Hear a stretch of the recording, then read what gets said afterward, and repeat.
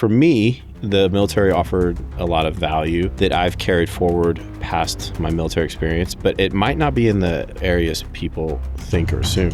I am Judd Lienhard, former Army Ranger, college linebacker. I've been a strength and performance coach for over 15 years. Let's get into it. I think it's very important that you always keep in mind, what is my strategic vision with my fitness? What am I trying to accomplish long term? I think a big mistake we make with our fitness is we forget about the importance of our supporting efforts during that decisive operation. So I think when we fail, when I see people fail in their fitness a lot of times, I just see it as like a failed military operation. It's very important for every operation that we have a clear mission that everybody understands. Same with fitness. And it's important that all of your operations go into supporting that strategic vision and don't work against it. I know this shit seems simple, but I see a lot of people fail for reasons that aren't like lack of willpower or lack of motivation. It's a lack of planning because they don't know what structure to use during their planning. I basically just told you everything that goes into a good plan.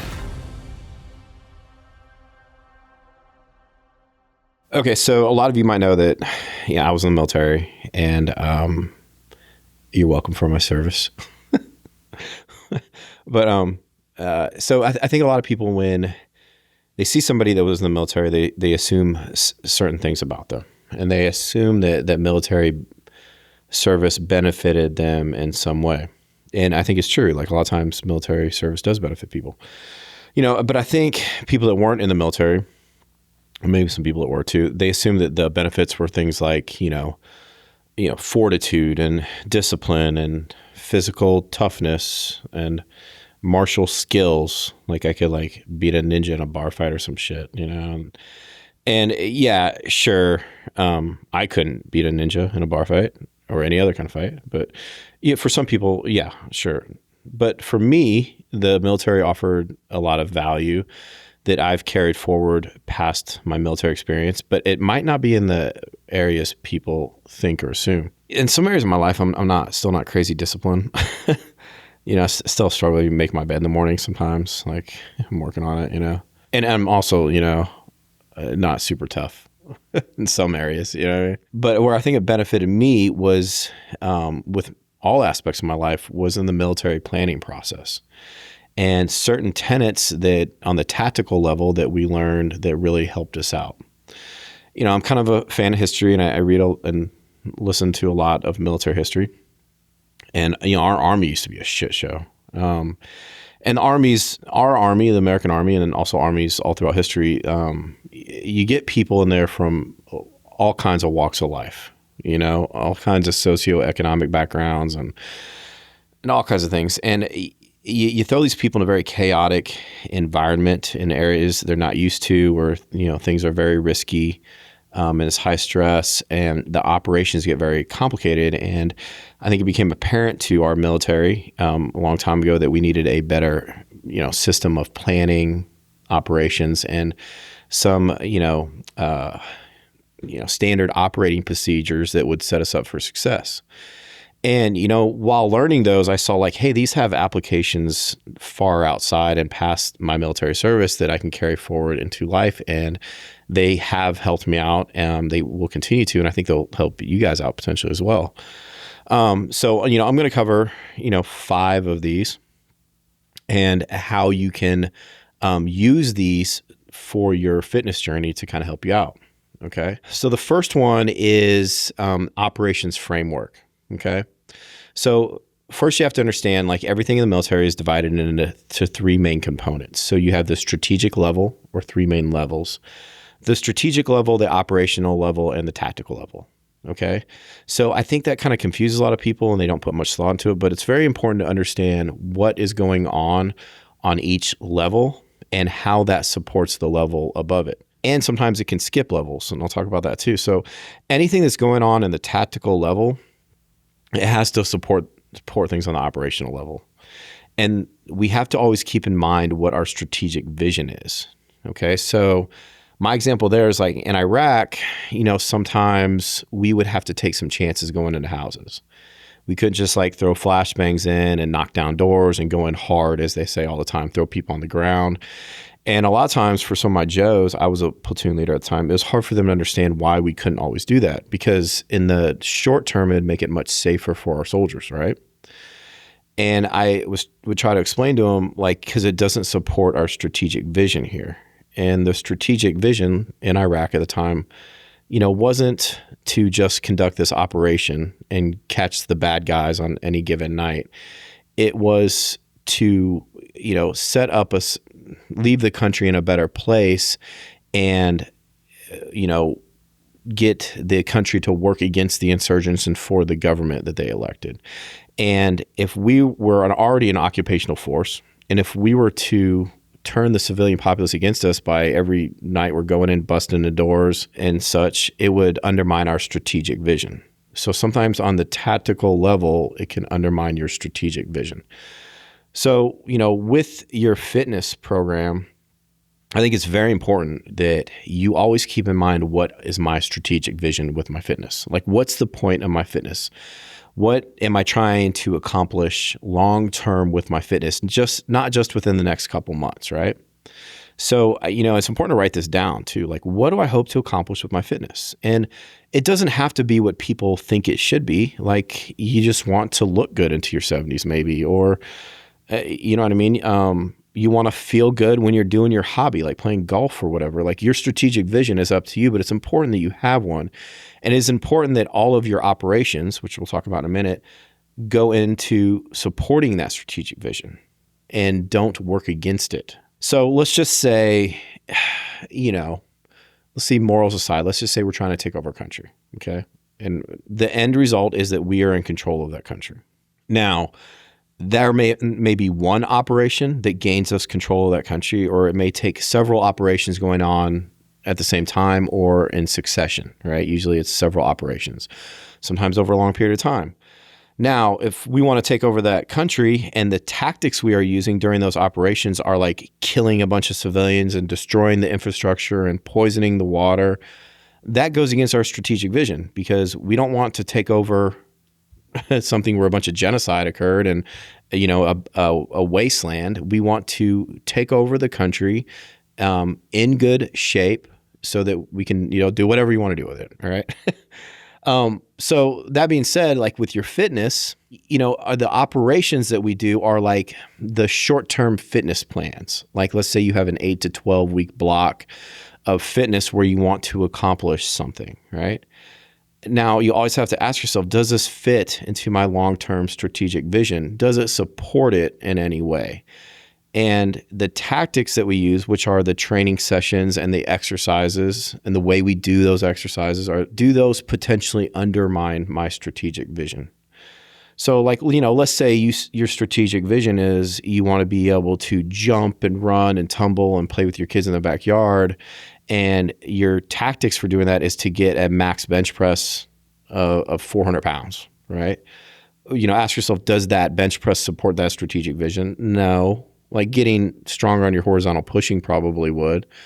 And, does taking a bunch of drugs and doing a bunch of specialized techniques to get this arbitrary weight, is that necessarily a good way to go about increasing my bench press? And does it maybe potentially undermine my strategic vision? So it's very important, first of all, that we use every level, the exercises, how we do those exercises, the exercises we pick, how we combine them, and the operational level. What program am I doing this week or this month or these 12 weeks? Make sure that those all go to support our strategic fitness vision, okay? Now, let's talk specifically about the operational level. Okay, now when the military, when we conducted operations to help organize things, we would divide things into decisive operations, shaping operations, and supporting operations, okay? It's pretty obvious, but the decisive operations were themselves divided into two categories: the main operation and supporting operations, okay? Supporting operations are different than shaping and sustaining operations, right? Supporting operations like the supporting effort, rather, and the main effort are both parts of the decisive operation. Okay. So let's say in military terms, the main effort, the decisive effort, operation rather, is to take over a key city on a crossroads, right? So the main effort would be taking over that city. But let's say in order to support that, we needed to take over a hill that flanked the city and provided like overwatch. Because like if the enemy's on that hill and we take over that city, well, then they can just call in artillery from that vantage point, or they can control our entrance and exit from that city at will. So a supporting operation for that main effort would be, hey, we have to take over this hill too. Okay. All right. So it's just like with your fitness, right? Let's say your main effort is to run a faster 10K. Okay. A lot of your effort needs to go into running faster and getting in better cardiovascular shape. And I think a big mistake we make with our fitness is we forget about the importance of our supporting efforts during that decisive operation. And that would be things like ensuring we have, joint, good mobility, good glute and hamstring and core strength. So we tend to put sometimes all of our eggs in the main effort basket, which leaves us susceptible to that, metaphor of the enemy on the hill next to the city, which would be like weak glutes, weak feet, lack of mobility that causes problems. So we don't understand the importance of supporting operations. So every time to support your strategic vision, you want to conduct an operation, which is, let's say, run a faster 10K, or improve your VO2 max, okay? And to do that, you've decided on certain modes of exercise, like swimming and biking and running, let's say. A lot of times we forget about the importance of those supporting operations, which are strength training, mobility training, the recovery and the rehab. Those are supporting operations. And sometimes temporarily, more of our efforts need to be placed into the supporting operation than the main operation. So let's say we have a movement pattern flaw or movement limitations for a while, or we have our very weak legs. We need to put more effort actually into that supporting operation without ever letting ourselves forget that is not the main operation, and that the goal of those is to assist with the main operation. So, some people may love to run and they want to run faster. And to do that, they start to conduct these supporting operations, which is like strength training. And then they start to love the strength training, or they get into that, right? And then I think sometimes they forget, like, hey, this isn't the main effort. This is a supporting effort. This is supposed to support our main effort. And like strength coaches are a lot of times victims to this as well. Cause we love to have kids lift weights and sprint and do plyometrics. And sometimes I forget that the point of that is to support the main effort, which is football operations or playing football. And then too much energy is spent on things that don't directly help kids play football. But some kids, aren't, let's say they're very skilled, but they're not very strong. So for a while, more effort needs to go in that supporting effort instead of the main effort, okay? So that all falls under the category of decisive operations, right? Now, in addition to that, you have shaping operations. Okay, what are shaping operations? So let's say I want to take over this city, okay? Now, let's say the city has some walls to it. It probably wouldn't make sense to attack it right away in certain circumstances, when all of the population is against you, they're all well fed and they have lots of ammunition and the walls are strong. Okay. So shaping operations would be things that kind of occur before, sometimes concurrently, but usually they start before, where you start to weaken the enemy in whatever way possible. So maybe it's information operations, like you plant people inside the city that start to spread propaganda about the city leadership. Maybe you start to interdict their food and weapons supply. So you start to attack like the road network leading into the city. Maybe you want to make them thirsty. So you redivert a stream. Maybe you want to make the walls more vulnerable to attacks. So you start to do things to undermine the integrity of the walls. Those are all shaping operations. Okay. All right. So what would that be as far as our fitness goes? So we'll think about it. Let's say your goal is to lift heavier and to get stronger in the weight room. Okay. Shaping operations would be things that assist in that aren't necessarily in the weight room or that don't consist of actually lifting the weights. So what could that be?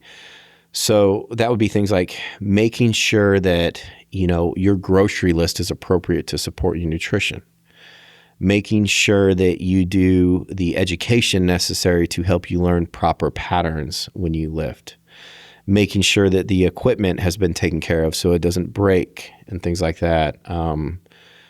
Making sure that your gym membership is paid. All of these things are shaping operations that go into the main effort and the supporting effort, all right, that make the likelihood of success of that effort greater. So a lot of people, when they start out lifting weights, they don't think about all of those shaping operations or working out in general in their fitness program, right? Like they don't make sure that they have a good system of laundry or that they have things kept in different places as contingencies that they'll need, or that they don't, work on their technique and things to ensure that they can do it safely. And then all of that stuff makes the main effort a lot harder. And then let's go into the last part are the sustaining operations. So in the operational framework, you have decisive, shaping, and sustaining. So sustaining operations are things that enable your force to keep going and keep doing what it's doing in the field, both while it's trying to take over this city, or let's say we occupy the city and we're trying to feed the troops that are now in the city. So those are sustaining operations. And it's more than just food. It's equipment and medicine, communications, morale, things that sustain your force, right? So, a lot of times we will achieve the big bench press or the weights, and then we don't have a plan moving forward that will enable us to keep those gains safely with minimal effort while we do subsequent follow-on operations.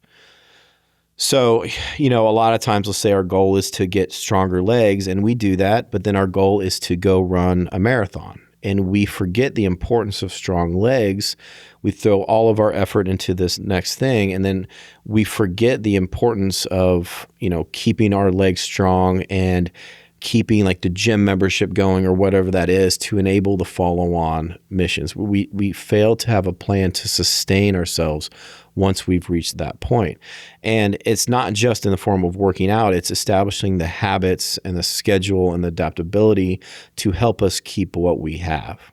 So I think when we fail, when I see people fail in their fitness a lot of times, I just see it as like a failed military operation. It's like, well, they didn't really know, their operations didn't fit their strategic vision.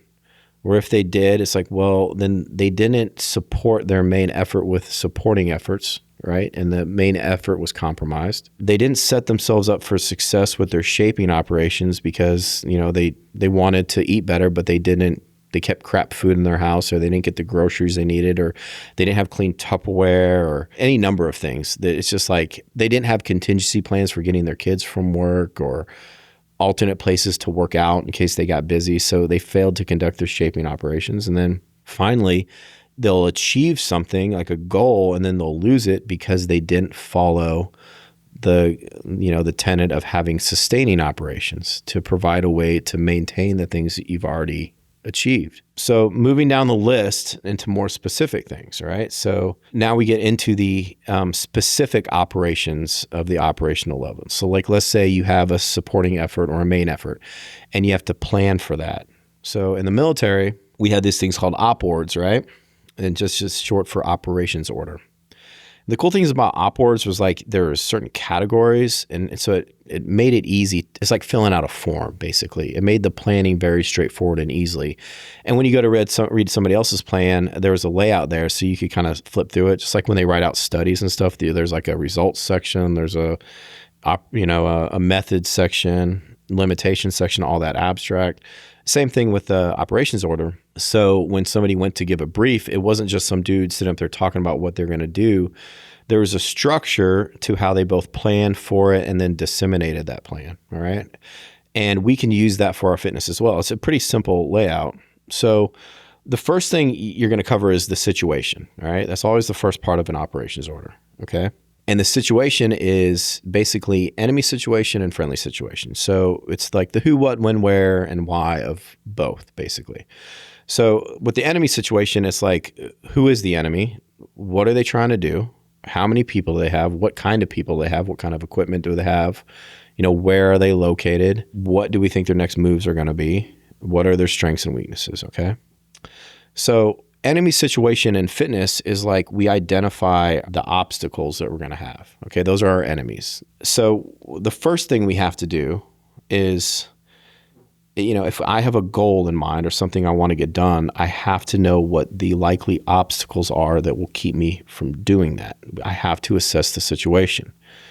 So I have to assess like things that are going to get in my way, basically. And these can be, the time to work out, injuries that I have, people in my life. And you can write this stuff down. You don't have to share it with others. People in my life that could be negative influences.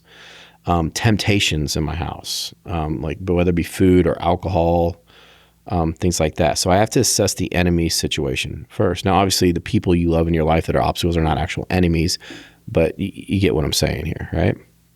And then the next thing are the friendly situation. So that's like, what troops do I have? Where are those troops at? What are their capabilities? Things like that. So friendly situation for fitness would be, what things do I have at my disposal? Like what gyms are near me? Do I have room in my house to work out somewhere? And if so, where? And then what equipment do I have? What friends do I have that will help me? Identify the things you have at your disposal to help you out. So those two things are very important, right? And the next thing is the mission statement. Okay. It's a very clear and concise, short statement that you can memorize and take to heart. All right. It's very important for every operation that we have a clear mission that everybody understands. Same with fitness, all right? What are you trying to do here? So you can do this for a block of training, like if, let's say, for a few weeks I want to increase my power, or you can do this for every day. Like, what is my mission today in the gym? What is my goal, my desired outcome here? Because if we don't identify it and we don't know what that is, like, we're not going to achieve it. So, you identify your obstacles, you identify what you have at hand, and then you just clearly and briefly, succinctly lay out what your mission statement is. Then the next thing is the execution. That's the next part of the op board. And the execution is the very detailed plan in how you're going to do it. Okay. It lays out everything that you're going to do from start to finish in chronological order and coordinates everything. All right. So it's pretty obvious there. You can understand why that's such a crucial piece to this. And the execution keeps in mind the mission statement, what the mission is, and it uses what we know about the enemy and what we know about our friendly situation in order to accomplish that. Okay. So if our friendly situation is a bunch of like airborne troops, I'm not going to plan in the execution an armored vehicle assault because I don't have those troops. So like if you're, in your fitness plan, and you lay out exercises and things or a form of cardio and, it's wintertime in upstate New York and running is part of your plan and you don't have access to a treadmill and it's 30 below outside with ice, you're planning to execute a mission with friendly forces you don't have. And the same way with like let's say you plan a leg workout like or something, or you have a program and you want to do it and it requires a special machine and your home gym doesn't have that machine. Right? So whenever you plan out your execution for your fitness, for this operation you're going to do, it's very important that you don't plan in anything that you don't have the friendly forces for. All right? So that's a very important piece. And the next one is the sustainment section of the operations order. This is where a lot of people in the planning, they fall short. Okay. They like to skip over it. Like, it's usually given to the platoon sergeant to brief, and it's making sure that the ammo is there, that the fuel is there for the trucks, that and there's a medical section in that too, that we know where the aid station is and things like that, where the rally points are during the execution and make sure that we have everything we need at those. All right. So the sustainment section of your fitness is simply going to be, making sure that you have your gym bag in your car before you leave, that you have done your laundry and you have clean workout clothes, that you have a pair of shoes that are appropriate for whatever lifting you're going to do that day, that everything is ready to go, and then that you've been able to, eat properly before. You have your supplements or whatever you want to take in your gym bag or in the car afterwards so you can eat afterwards. It's a very important part of the execution, because a lot of times little things can make a big difference in the success or failure of something that, we tend to focus on, hey, I'm going to squat this weight today, but then you get there and let's say you need a weightlifting belt and you left it at home. And then all of a sudden you can't squat as heavy as you like to, or I'm not commenting on weightlifting belts here, but you get the point, or you have a pair of squat shoes and make it more comfortable for you to squat and you left them at home. So you failed in the support section, right, of that op order. Service and support is what it's called, actually. So it's very important that we kind of use that operational framework to plan our workouts and our whatever block of training we want to do. So I'm going to recap, like, what's the enemy situation? Like, what are our obstacles? What's our plan to overcome those obstacles? We got to know what we're dealing with. What's our friendly situation? Basically, what are the tools we have at hand? What do we have that's going to help us? What the equipment and so forth. If you live in a nice area and you have nice paths behind your house and your dog needs walking because it's very energetic, well, that's a friendly situation. Like, that can be incorporated into your execution, right? And then make sure you have on hand what you need to help you do that kind of stuff. And then we go into another part of the military that really helped me out, and that is after action reports. There wasn't a thing that we did in the military that immediately after doing it, we didn't review it to see what went right, what went wrong, and what we could do next time to do it better. So, we phrase these as sustains and improves, right? So it's just, what did we do that was good that we should sustain? What do we do that's bad that we need to improve? And then how are we going to improve it?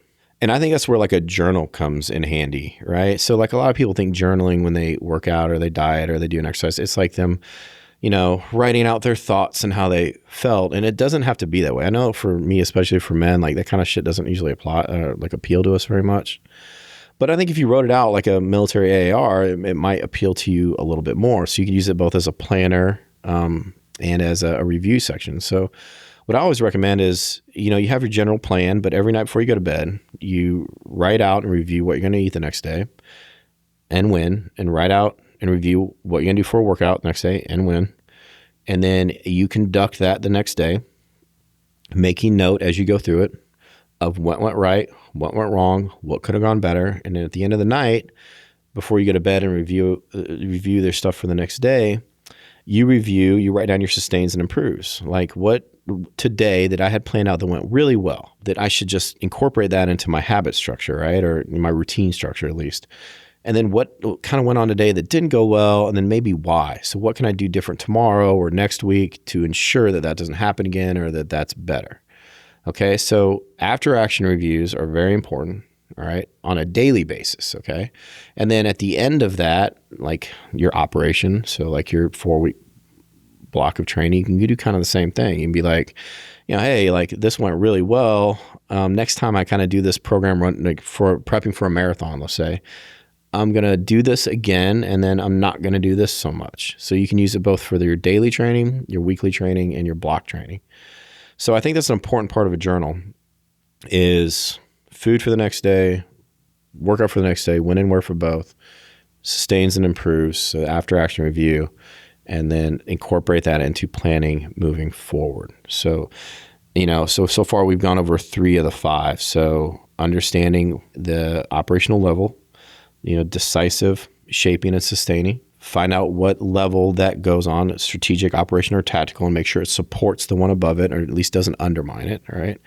And then everything we do, we have an after-action report. We analyze everything we do. We're always trying to get better, all right? Okay, so it's 3 of the 5. So now I'm going to move down into kind of the tactical level, right? So tactical level is like, let's say the operation is to take over the city.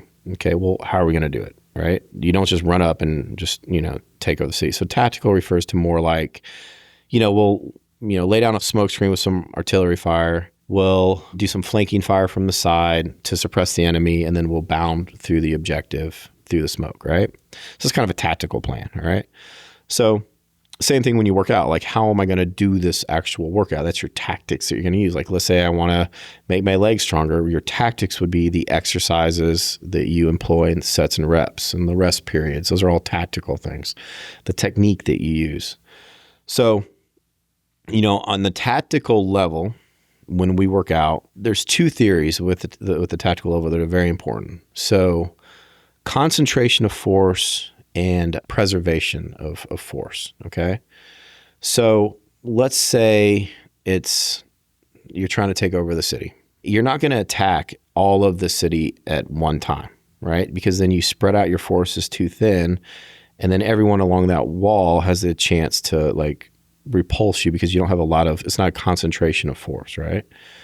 So you want to pick like one weak area of that wall, and you really want to like try to penetrate that one area to get into the city, right? With as much force as you can, okay? So that's called concentration of force. So the same thing can apply to the tactics of our workouts, okay? So you really want to put the most effort into the things that are going to have the biggest payouts for you.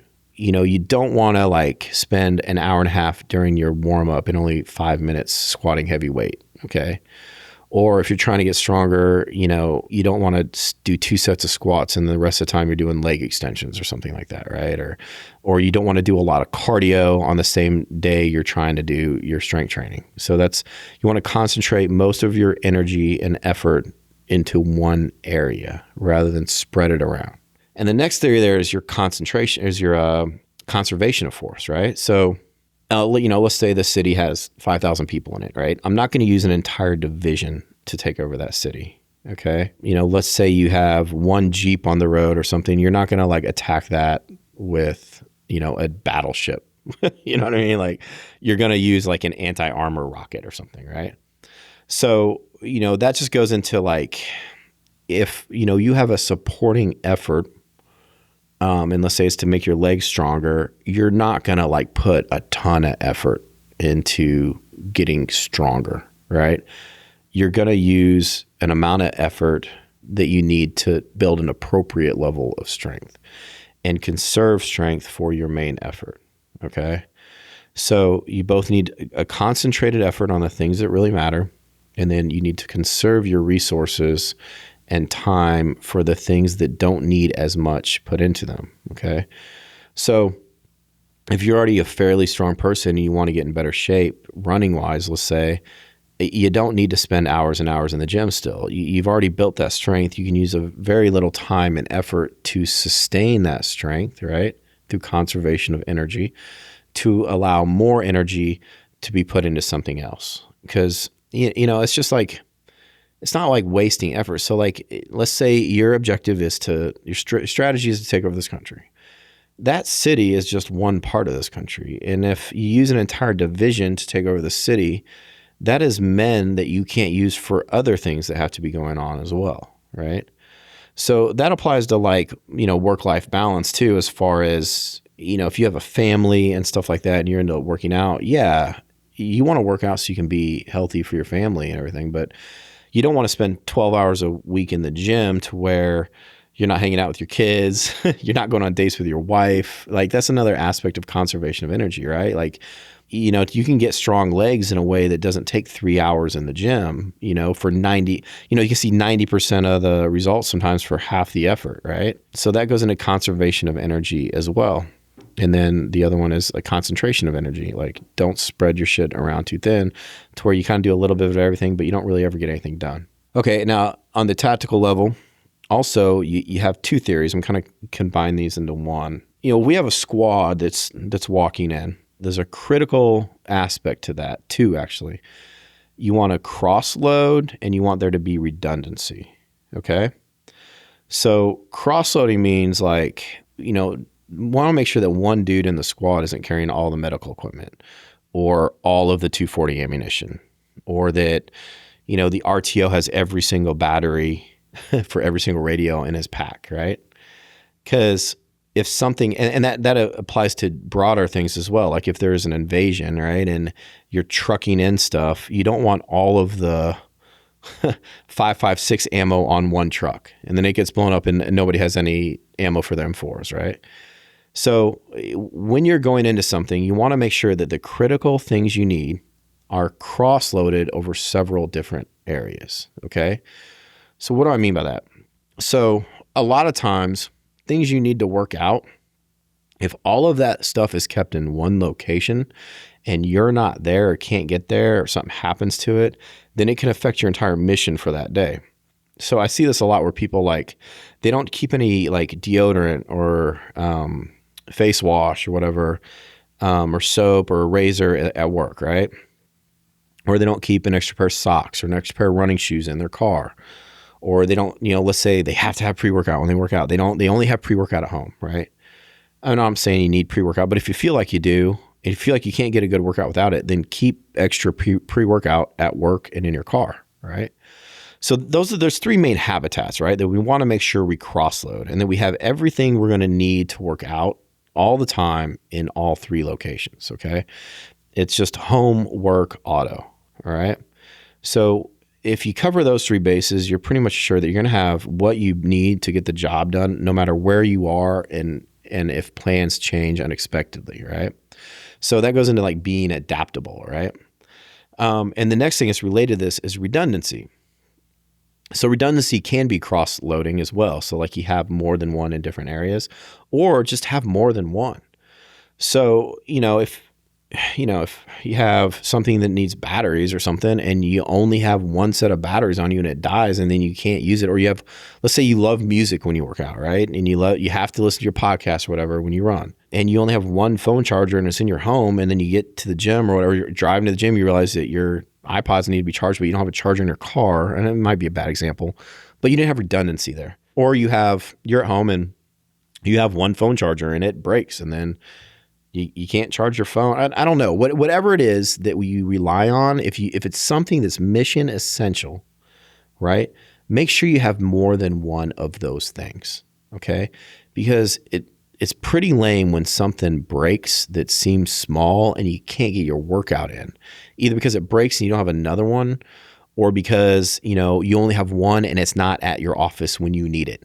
Like a gym pass or a key to get into somewhere or whatever. And you're like, oh, I was going to work out today and I'm totally capable of working out, but I don't have a key to whatever to get into where I was going to work out. So I guess I'll have to work out tomorrow. I mean, that's fucking lame. Just make an extra copy of your key. Redundancy and cross-loading, right? Because I do this because I just see fail points both in the military, like lessons learned the hard way, and then in people's fitness. And it seems like there's a lot of redundancy there, that people don't get shit done from pretty lame excuses that could have been remedied just with a little bit of planning ahead, right?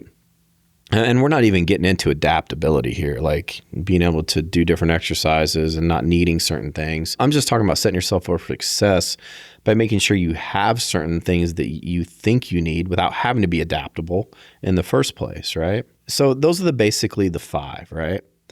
So I'll recap one more time. Just make sure that you have a strategic vision with your fitness. A lot of people don't. They just kind of wander, right? Or they have a very vague idea of what they want to accomplish and why. They don't know why they want certain things. So tell yourself. And sometimes when you tell yourself what the why is, you realize maybe that's not what you really want after all, And then they don't make sure that there's operations, which are their training programs, and their tactics, which are the exercises they pick and how they do it, support that strategic vision. So make sure you understand the three levels: strategy, operations, strategic, operations, tactical. And then, for the operationals, you have to know what the decisive effort is, right? A decisive operation, rather. And then you have to know what supporting efforts need to be done to support the main effort in that decisive operation. And you have to make sure that supporting effort stays the supporting effort and doesn't take over the priorities of the main effort, or you forget what that is. Then you have to make sure that all of your shaping operations are in place, and you have to be sure that you have a way to sustain that, okay? And then on the operations level, just use the OPWARD planning framework, know the enemy situation, know what your obstacles are going to be, know your friendly situation, know your capabilities. And what I forgot to mention is testing and assessment goes into that too. You have to know where you're starting, know what tools you have to work with, and then, have a clear and concise mission statement for everything you do, even down to the day. Know what you want to get done in that gym that day. And then, service and support. So like, how are you going to support it with the things we talked about with the cross-loading and stuff? Make sure all those are in place, and make sure, you have your fucking water bottle and shit like that. And then on the tactical level, we talk about the conservation of force and the concentration of force and how both are important. So, don't spread your energy around willy-nilly all over the place, so where you don't ever put enough energy into any one thing to get shit done. Conservation of force, don't put too much energy into shit that doesn't matter. And then you have the two tenets of make sure things are cross-loaded. So you have options in different locations, or things that will help you, or mission essential equipment is what they call it, in different locations. And then finally, redundancy. So make sure that you have more than one of shit. I know this shit seems simple, but I see a lot of people fail for reasons that aren't like lack of willpower or lack of motivation. It's a lack of planning, and because they don't know what structure to use during their planning. And, there's a lot of things in the military that ain't perfect that I wish we'd change, but the planning process is pretty good, and it gives you a pretty good outline of how to plan to make sure shit doesn't get overlooked, right? But hope that helped a little bit. I mean, this important part of fitness is having a good plan, and people like to say that, but then they don't actually say like, well, what goes into a good plan? And I basically just told you everything that goes into a good plan. So that's kind of how the military helped me out. That's not as what people think normally. So it didn't make me tough or super disciplined per se, but it definitely did help me with my planning process. So hope that helped y'all, and hope y'all have a good day.